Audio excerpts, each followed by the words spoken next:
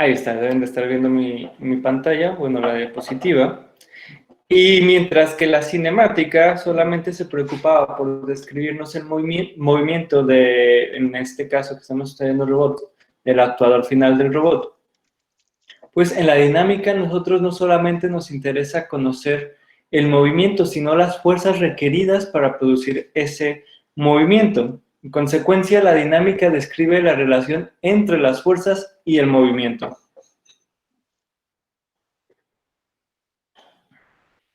Estas diapositivas van separadas cada una de la anterior, entonces si quieren que me detenga o que regrese alguna, pues me lo dicen. Esta sí va ligada, pero bueno. Vamos a hablar entonces de la ecuación de movimiento de Lagrange. Vamos a ver 3 métodos durante este semestre para obtener la dinámica. Y de la segunda ley de Newton nosotros tenemos esta relación que existe entre el cambio de movimiento, esto es la aceleración,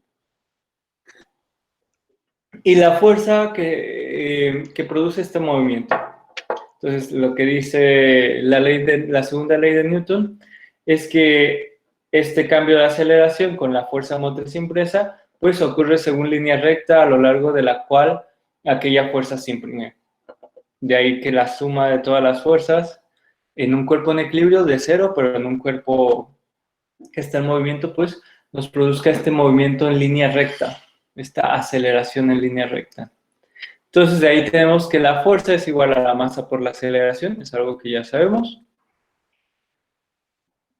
No, para simplificar los cálculos, tomamos los parámetros físicos como constantes, vamos a decir que la masa es constante, y la fuerza resultante, entonces, que actúa en un cuerpo, el movimiento producido por ese cuerpo debido a la suma de las fuerzas que actúan sobre él, pues es la sumatoria de las fuerzas es igual al movimiento que se observa en el objeto. Parece que no hay dudas. Vamos a ver el ejemplo, creo que este es muy sencillo. Vamos a ver el de una partícula que solamente se puede mover en el eje Y de un plano. En consecuencia, como solamente se mueve en un eje, tiene un solo grado de libertad. Y además está siendo afectada por la fuerza de gravedad. La pregunta es, ¿cuántas y cuáles fuerzas actúan sobre la partícula?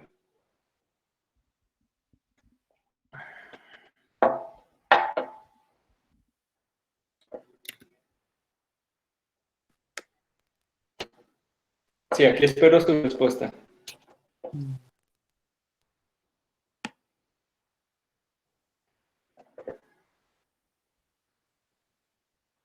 Pues solo una, ¿no?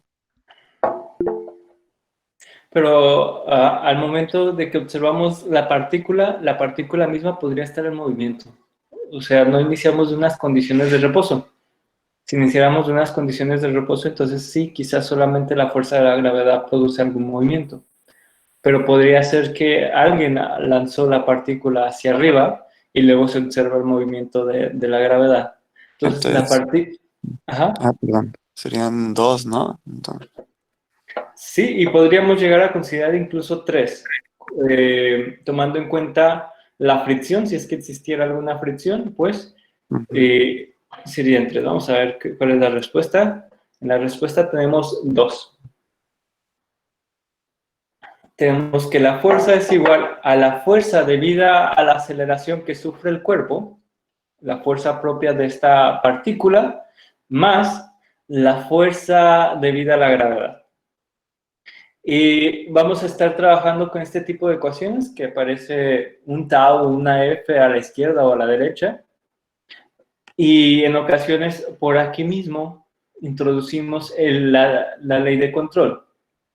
Sin ley de control, esta es una ecuación homogénea donde simplemente la f de la izquierda representa justamente la fuerza resultante de los términos de la derecha.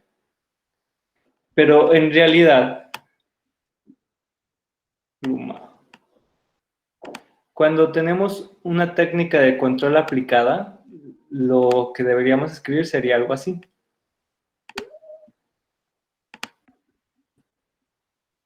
Pero se omite esta parte, la parte de la acción de control, de la fuerza de control, no suele expresarse de esta manera. La parte de la fuerza de control ya no es parte del estado del sistema, sino que está diseñado de forma separada al sistema, entonces es la parte no homogénea, que puede depender, por ejemplo, explícitamente del tiempo. Aquí sabemos que la aceleración, pues, depende implícitamente del tiempo. De hecho, aquí está mal esta, ¿eh? Aquí debería ser MYG. Ah, no es cierto, estamos hablando de fuerzas, perdón. Ahí me equivoqué. ¿Cómo borro esto? Flecha, color. Omitan este Y, ¿va? Déjenme ver si me puedo ir Control hacia Z. atrás. Lo intenté. Entonces, esta F representa al mismo tiempo los movimientos debidos a la aceleración del cuerpo y de la gravedad. Y también puedes expresar la acción de control que se introduce al sistema. Vamos a despejar de esta ecuación el término de mayor orden. Este es el término con la mayor derivada, que viene a ser este término. Se me mueve cuando estoy haciendo anotaciones. Este término, la segunda derivada de Y. Entonces, despejando, tenemos que m por la segunda derivada de Y es igual a las fuerzas del sistema menos la fuerza debida a la gravedad. Vamos dejando solito el término de la aceleración del cuerpo. Para ello, está multiplicando la masa, la paso dividiendo. Este es un caso muy particular. Lo voy a indicar como la inversa de la multiplicación, es la división, pero para casos generales tendríamos una matriz. Entonces ahí tenemos que la aceleración observada en el cuerpo es igual a F sobre M menos G. ¿Verdad? ¿Dudas ahí?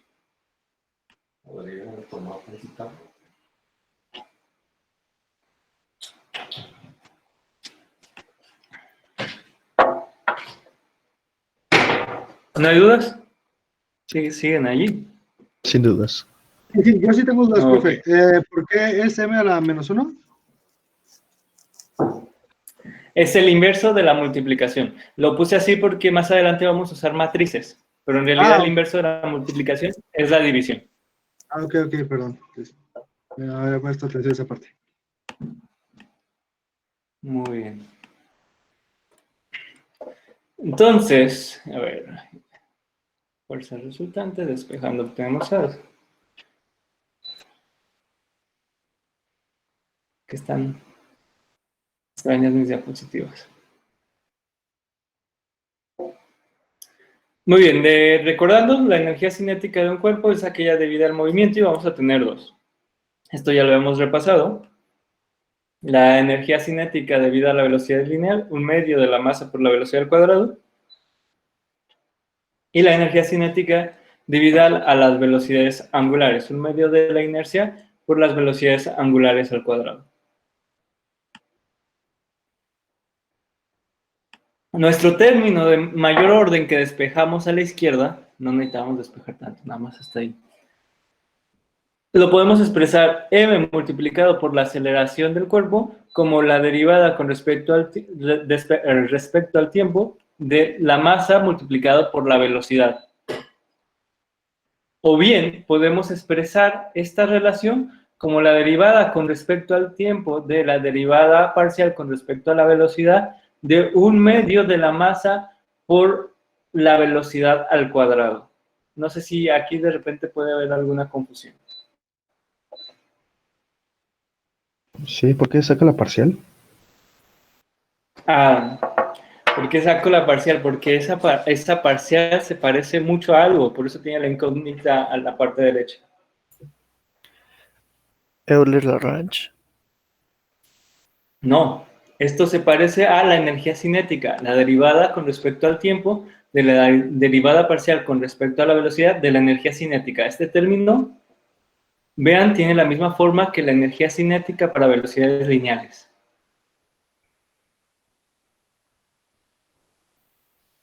Sí.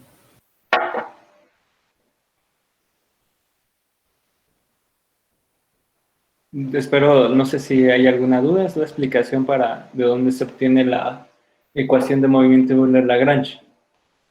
No, todo bien.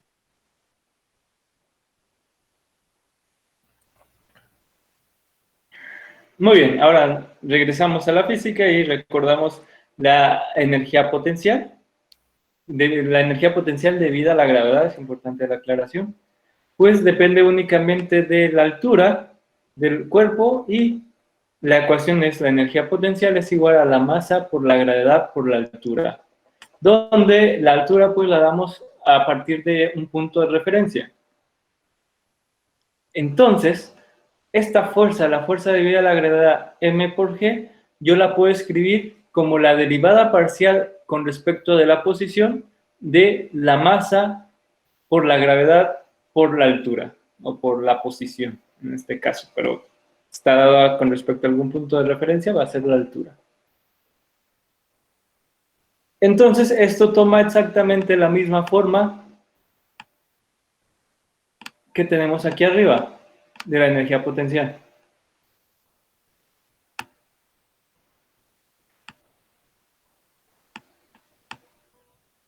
Entonces, tenemos aquí que la otra fuerza que está actuando en nuestro sistema es la derivada parcial de la energía potencial con respecto a la oposición. De allí que nuestras fuerzas del sistema, en un análisis simple, están relacionadas con las energías del sistema. ¿De qué forma? Pues con la energía cinética está relacionada como la derivada total de la derivada parcial con respecto a la velocidad de la energía cinética, mientras que la fuerza debida a la gravedad está relacionada con la energía potencial con respecto de la posición.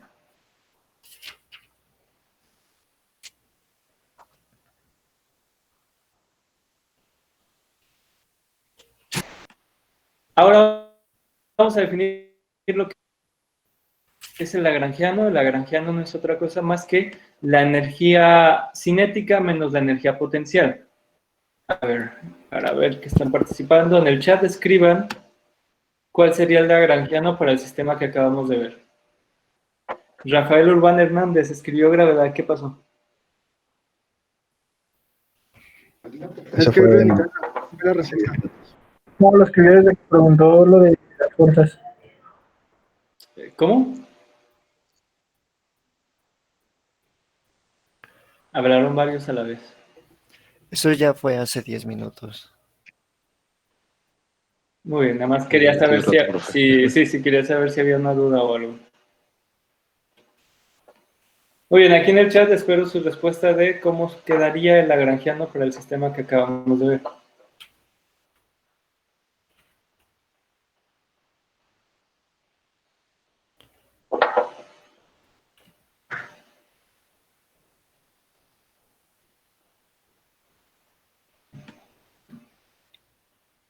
Bueno, no sé escribir el símbolo de derivada parcial, así que pondré un 2. Ok.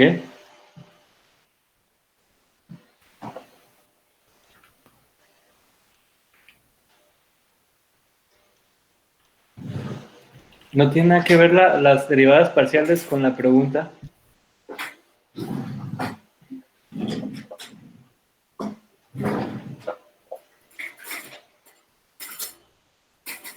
Oh, ok.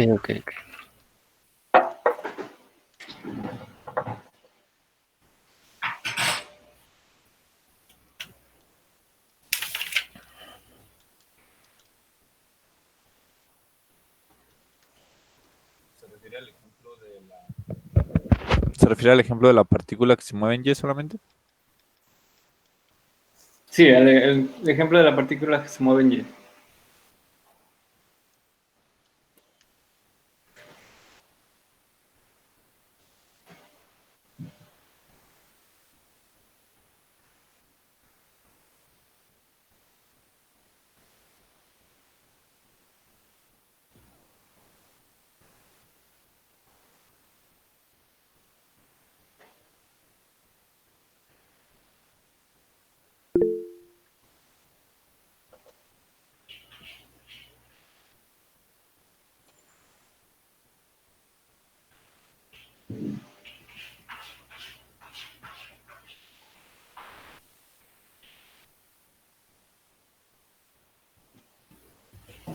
Rafael Urbán, hay que cambiar la velocidad y la altura ahora con las variables del sistema que todas dependen de Y o la posición en Y.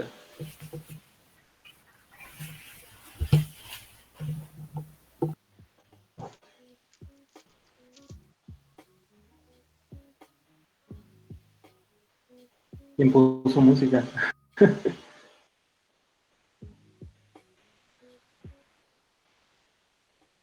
Lo mismo para Eduardo Martínez Barrera. La parte de la energía potencial hay que ponerlo en variables del sistema, pues para formalidad, que es una ecuación homogénea. Juan Jaime Zúñiga cometió un error. Estamos preguntando por el lagrangiano y usted me escribió una fuerza. El lagrangiano son energías. Es energía cinética menos energía potencial y usted escribió la fuerza debida a la aceleración menos la fuerza debida a la gravedad. Lo mismo sucede para Josué Barcilay. Escribió ahí la velocidad. Lo entiendo que escriban velocidad, pero queda mejor si lo escribimos como la derivada de Y, o el cambio de la posición. Diego Mendoza, ahí nada más le faltó señalar que esa primera Y es la derivada de Y.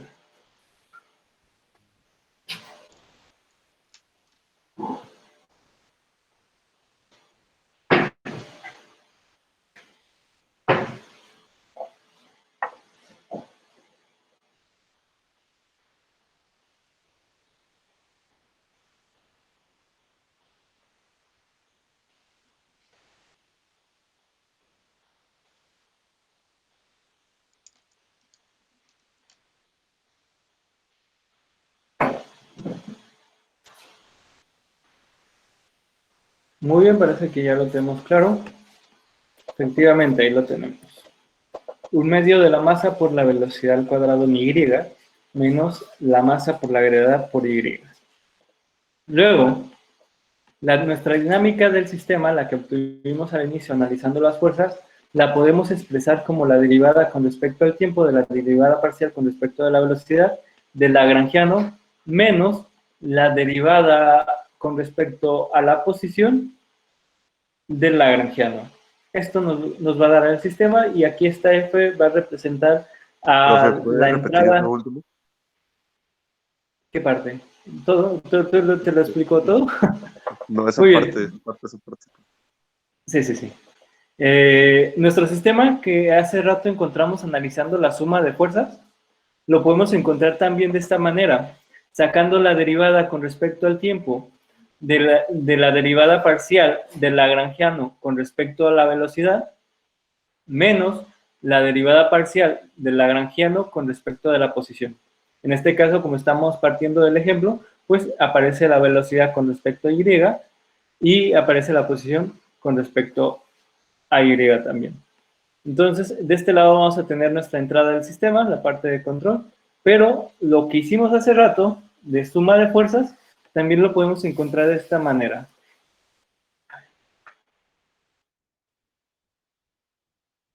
Bueno, antes de continuar, ¿y por qué queremos llegar a esta forma si se ve más complicada que la otra? Porque para un sistema pequeño, quizás para un péndulo, podemos hacer un análisis de fuerzas, podemos sumar todas las fuerzas, pero cuando estamos hablando de un robot, el sistema se vuelve complejo y no resulta conveniente ir analizando la suma de fuerzas de cada eslabón, porque al tiempo que tú vas calculando cómo la fuerza que genera el primer eslabón afecta al segundo y cómo la fuerza resultante de ese movimiento del segundo eslabón afecta al primero, pues el cálculo se vuelve un poquito más complejo. También otra ventaja que tenemos con esta formulación de Lagrangiano es que no solamente es para sistemas robóticos, sino también para otro tipo de sistemas como sistemas eléctricos, creo que también para sistemas, para todo aquel sistema que se pueda representar como una energía. Entonces, muchos sistemas físicos los podemos representar como parte de energía cinética y parte de energía potencial. Entonces, ya lo había dicho, esta L es a la que llamamos lagrangiano, Y esta última ecuación que obtuvimos aquí es la ecuación de movimiento Euler-Lagrange. De forma general, la ecuación de movimiento Euler-Lagrange la escribimos respecto a las coordenadas generalizadas. De esta forma queda. Es importante que tengan esta ecuación.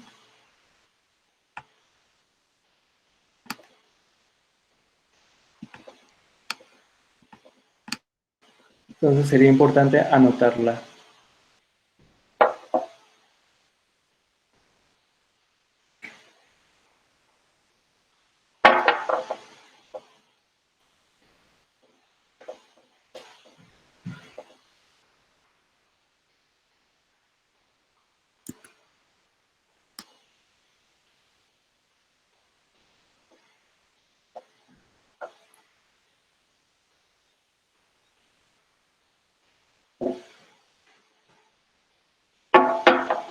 ¿La tenemos? Listo. Sí. Muy bien. Más adelante les pongo este ejercicio en la plataforma. Eso es todo lo que necesitamos saber de la ecuación de movimiento de Lagrange hasta ahorita. Y entonces, otra cuestión importante que resulta de cómo es que analizamos el sistema o el por qué nos dejamos de preocupar de cómo un eslabón afecta a otro, pues parte de un principio muy interesante y que lo vamos a retomar más adelante cuando hablemos del sistema en el espacio de trabajo. Para entender este principio, supongamos que tenemos K número de partículas. En este caso, 3 partículas. Tal que la posición de cada partícula está representada por un vector en el espacio cartesiano de esta forma. Tenemos 3 partículas, 3 posiciones. Y podemos describir el movimiento de cada partícula, pues, como la suma de las fuerzas que afectan a cada partícula. Sin embargo, algo interesante es qué pasa si están restringidas, si están conectadas estas partículas. ¿Qué pasaría si existe una conexión física entre estas partículas? Tomaría más forma de un robot. Entonces, vamos a analizarlo solamente para 2 partículas. Tenemos aquí estas 2 partículas unidas por algún enlace, tal que este enlace físico tiene una longitud L. Entonces, la posición de las dos partículas tiene que satisfacer esta restricción. Que la distancia que existe entre estas 2 partículas siempre sea L. O bien, esta es la norma euclidiana a la izquierda, si le quitamos a la norma euclidiana la raíz cuadrada, pues nos queda el cuadrado de la diferencia de estos 2 vectores, debe ser igual al cuadrado de la longitud, ¿verdad? Entonces, ahora ya no podemos simplemente analizar las fuerzas que afectan a cada una de las partículas y describir su movimiento, porque ahora están conectadas. La pregunta es, ¿qué podríamos hacer? ¿Cómo podríamos describir el movimiento de estas partículas ante fuerzas externas y, en este caso, una fuerza de restricción que existe entre ellas?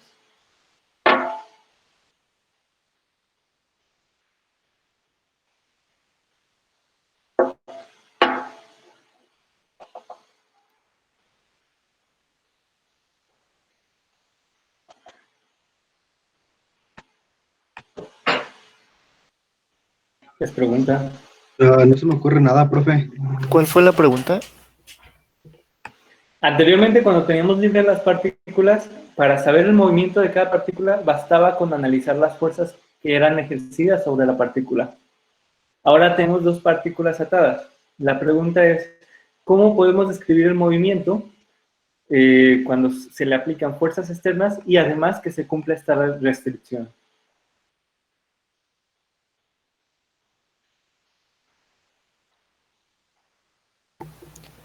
Analizando el centro de gravedad. este sería un enfoque muy linealizado. Dice, de estas dos partículas, pues, asumimos que todo nuestro sistema funciona como un solo sistema y quizás aquí está el centro de gravedad y yo describo lo que sucede en este centro de gravedad. La respuesta no va para ahí porque perdemos la descripción del robot, en un futuro robot, en la descripción total del sistema. Entonces dejamos de observar las dos partículas y empezamos a observar el sistema como uno solo. No es lo que buscamos. Lo que buscamos es describir el movimiento de cada partícula. Analizando la fuerza que aplica una partícula sobre la otra. No sé. Así es, una de las opciones sería, bueno, analizo las fuerzas que observa cada una de las partículas, las fuerzas que se les aplican, y además, aparte de estas fuerzas, calculo esta fuerza de este enlace que las conecta y pues la fuerza, como se observa la fuerza en una de las partículas, pues se debe observar también en la otra, pero en sentido contrario. Entonces sí, tenemos estas dos opciones. Podemos calcular la fuerza correspondiente a la restricción, como lo comentó el último compañero, o bien lo que hace la ecuación de movimiento Euler-Lagrange, tener un método de análisis que no requiere el cálculo de fuerzas de restricción. Entonces ustedes con Euler-Lagrange se despreocupan de esas fuerzas porque vamos a ver por qué. Esto se debe a algo llamado desplazamientos virtuales. Continuamos con el mismo ejemplo de dos partículas y estas dos partículas son desplazadas por ínfimos desplazamientos. Entonces aquí tenemos que nuestra primera partícula cambia, se le suma un desplazamiento muy pequeño, un delta, y a la segunda partícula, pues si a la una se le suma, probablemente a la otra se le resta, pero el signo de en qué dirección es el desplazamiento, pues lo tendrá delta. Pero ambas partículas son desplazadas por ínfimos desplazamientos. Entonces, la restricción que teníamos antes quedaría reescrita de esta manera. La posición de la primera partícula más el desplazamiento, menos la posición de la segunda partícula, menos el desplazamiento. Este es un vector transpuesto por este otro vector, nos da un vector cuadrado que al final nos debe dar un solo escalar que tiene que coincidir con ser el cuadrado de L.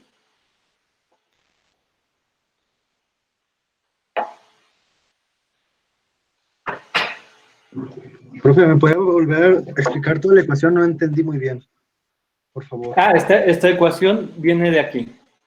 Es esta misma ecuación. Ok, Es ok, ok. exactamente Lo esta mismo. misma ecuación, solamente hemos dicho que cada una de las partículas se desplaza de manera ínfima, entonces aquí se le agrega un más delta R1, aquí un más delta R2, pero con el menos se vuelve menos, y de esa manera tenemos esta ecuación. Ok, ok. A pesar de esos pequeños desplazamientos, pues tiene que cumplir con la restricción y en consecuencia tiene que ser igual a L cuadrada. Ok.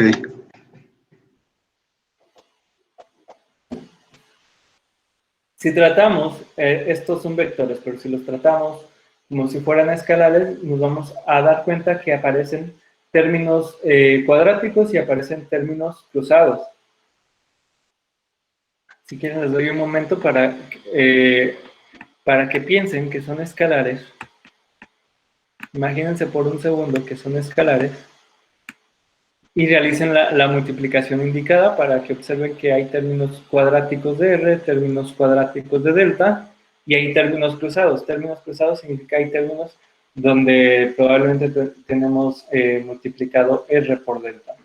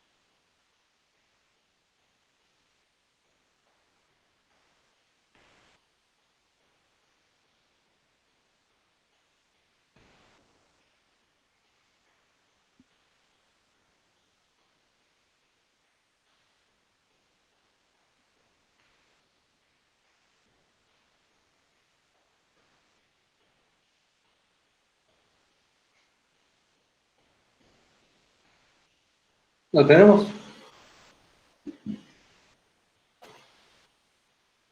Aún no. Ok. Almacenada de forma potencial.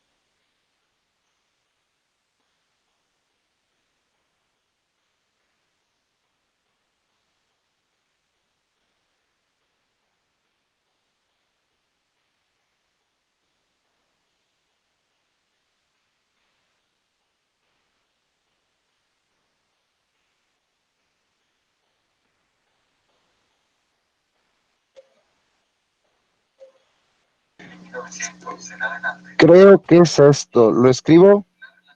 No, solamente ténganlo ahí, porque de eso que obtuvieron, solamente nos interesa donde aparece delta, porque los otros términos donde aparece R1 y R2 ya sabemos por la ecuación anterior que les digo, deberíamos saber que es cierto. O sea, esta, la norma euclidiana, la diferencia entre dos posiciones vectoriales, pues nos da la distancia que hay entre las dos, ¿sí?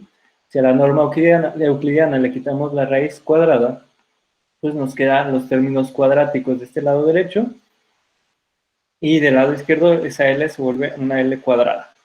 Entonces, esto sabemos que es cierto. Lo que no sabemos si es cierto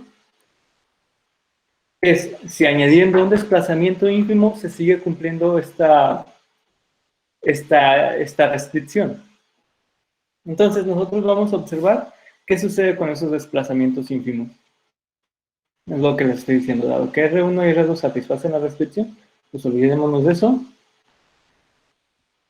Dentro de la operación que hicieron, vieron algunos términos cuadráticos, vieron delta R1 o delta R2 al cuadrado, como son desplazamientos ínfimos, esto es, desplazamientos muy pequeños. Al momento de ser unos desplazamientos pequeños al cuadrado se vuelven aún más ínfimos. Entonces los podemos totalmente ignorar y nos quedamos con los términos que son cruzados. ¿Sí? Los términos donde les aparece R por delta, pues los puedo reorganizar de forma vectorial de esta forma. R1 menos R2 transpuesta por delta R1 menos delta R2. Esto para el caso vectorial, ustedes con su caso escalar pueden ver que los términos cruzados bien se pueden expresar de esa forma en el caso escalar.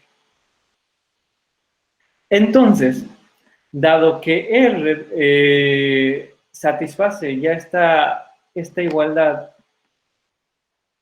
entonces estos términos cruzados deben ser igual a 0.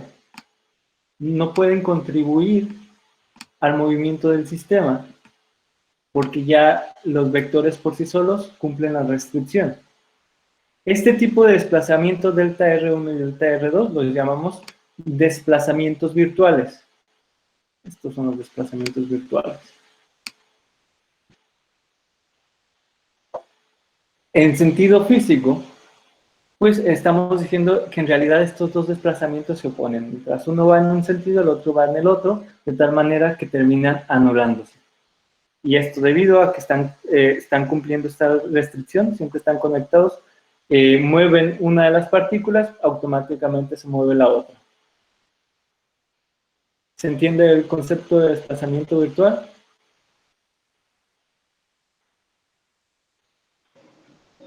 Sí.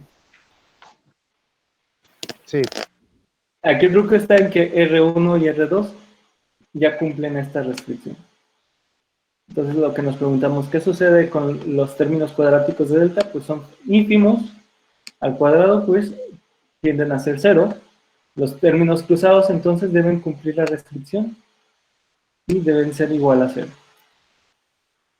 Muy bien, de aquí de los desplazamientos virtuales nace un concepto un poco extendido que es el trabajo virtual. Pero creo que aquí no llegamos al trabajo virtual. Sí, aquí está el trabajo virtual. ¿Recuerdan la ecuación de la fuerza debida al resorte? Las ecuaciones del resorte suelen ser una constante multiplicada por el desplazamiento.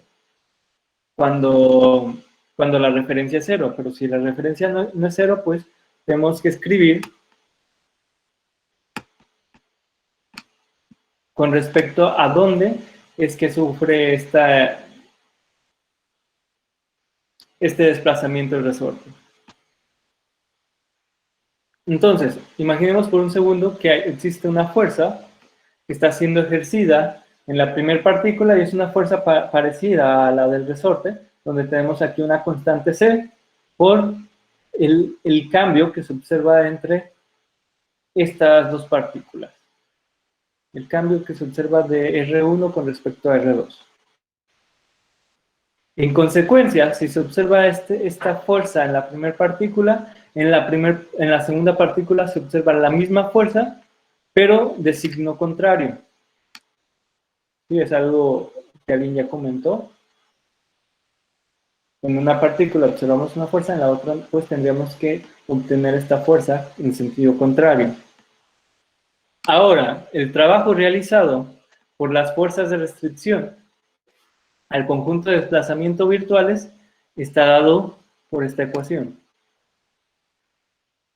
Nos estamos enfocando únicamente al trabajo de los desplazamientos virtuales. Por eso tenemos fuerza. No leí sus respuestas de la asistencia, pero creo que todos deben tener claro que el trabajo es la fuerza por la distancia. Pues aquí tenemos fuerza por estos desplazamientos virtuales.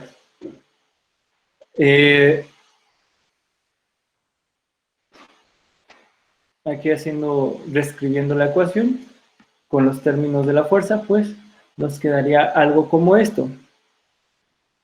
Esta fuerza que estamos calculando aquí con respecto a los desplazamientos virtuales es igual a 0 y a esto se le conoce como el principio de trabajo virtual.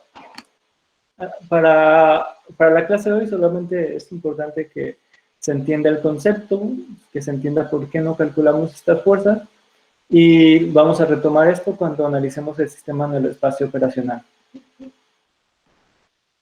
Y es por esta razón que al momento de analizar la dinámica con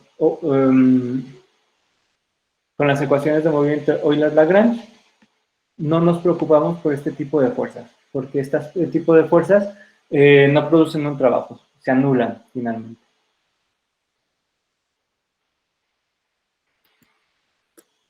No sé si tengan alguna duda aquí.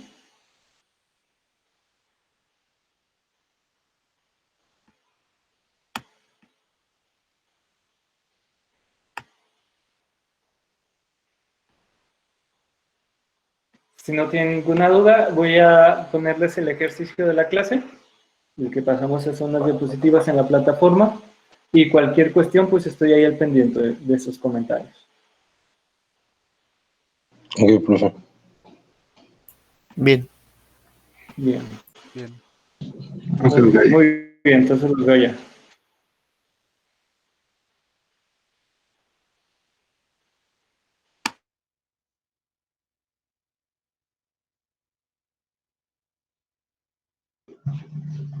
Entonces, ¿ya se acabó la clase? ¿Tú, Rafael, eres el que está grabando? No, Ben. Es Omar Gramillo. Ah, van a pasar la grabación de la clase por Drive o qué onda? Pregúntale a Omar.